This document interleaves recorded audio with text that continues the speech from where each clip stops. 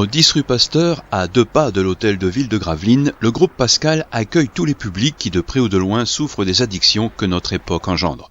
En 1993, une poignée de parents d'élèves s'inquiètent de constater auprès de leurs enfants les premiers problèmes liés à la consommation de drogue. Le groupe Pascal est né. Les enfants sniffaient l'alcool, avec les dangers qu'on pressentait mais qu'on ne maîtrisait pas forcément. Et ils ont décidé de mettre en place des actions. Au départ, c'était quelques bénévoles qui ont monté l'action.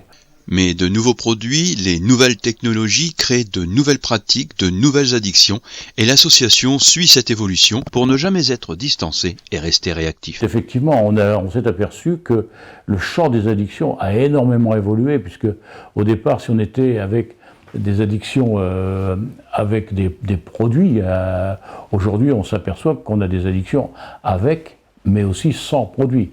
Je parle aux jeux d'argent, aux jeux en ligne, aux écrans, enfin bref, j'en passe les meilleurs, la liste est longue. Tout doucement, petit à petit, le groupe Pascal est monté en puissance. C'est-à-dire que on a d'abord embauché une personne, puis une seconde personne. Le groupe Pascal aujourd'hui est une structure qui compte 6 salariés formés et spécialisés dans l'accueil, l'écoute, la recherche de solutions et la médiation humaine.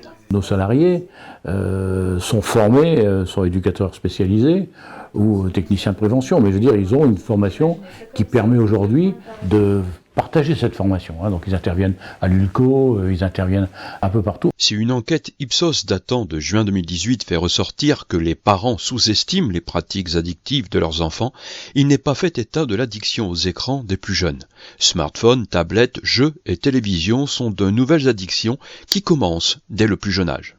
Alors, on intervient énormément en prévention, parce que si une prévention réussit, bien souvent on peut penser que derrière ça suive. On sait aussi que plus on interviendra tôt, et au mieux ce sera. Le groupe Pascal organise tout au long de l'année des événements à thème qui sont autant d'opportunités d'échanger avec un éducateur spécialisé qui écoutera et proposera des solutions.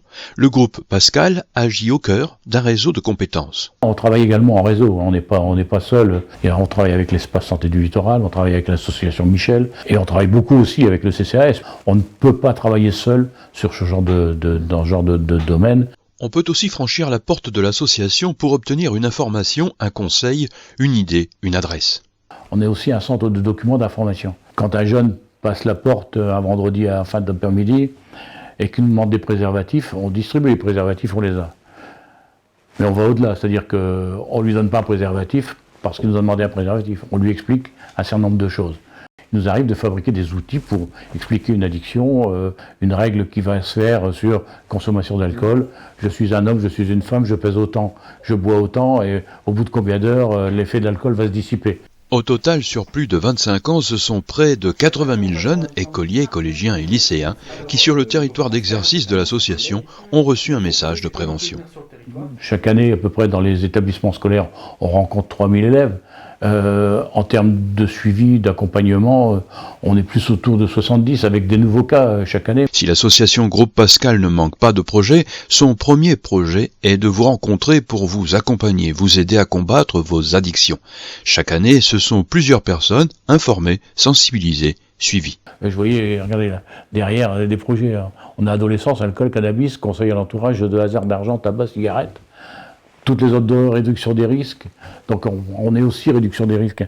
Mais il y a un risque que Jean Pinte ne veut pas prendre. On ne veut pas être addict au confinement.